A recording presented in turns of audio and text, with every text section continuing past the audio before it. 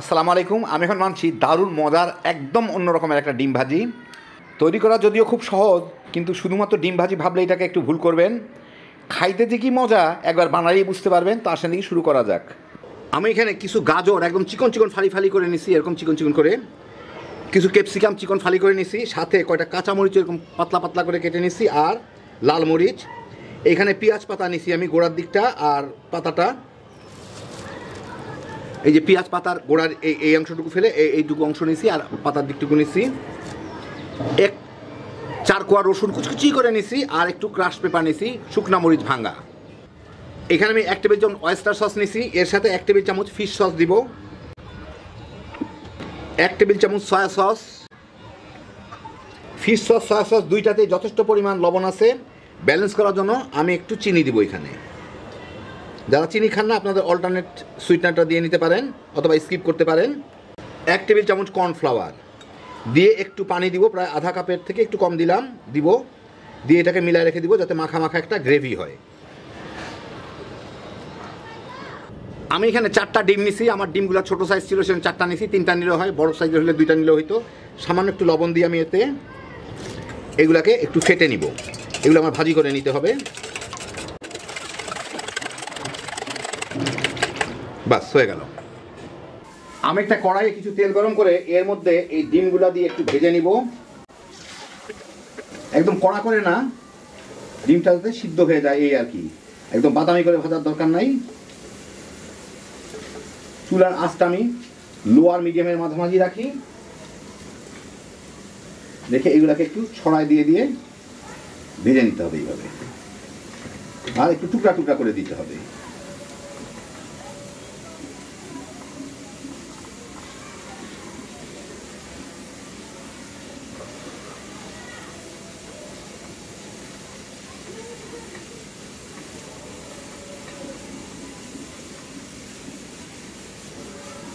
বেশ ফুলা ফুলা টাইপের একটা ভাজা হয়ে যাবে।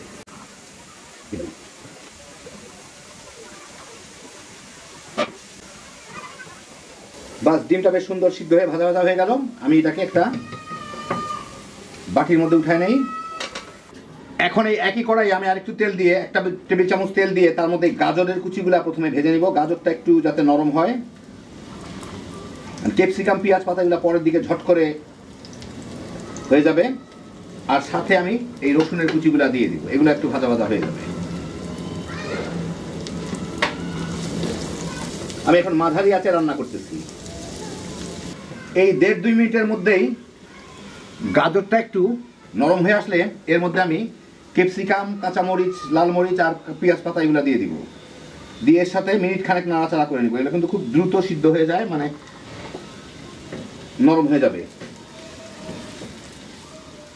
এই মিনিট খানেক ক্যাপসিকামটা ভেজেই আমি এর মধ্যে দিয়ে দিব ডিমগুলা, দিয়ে এর সাথে একটু মিশায়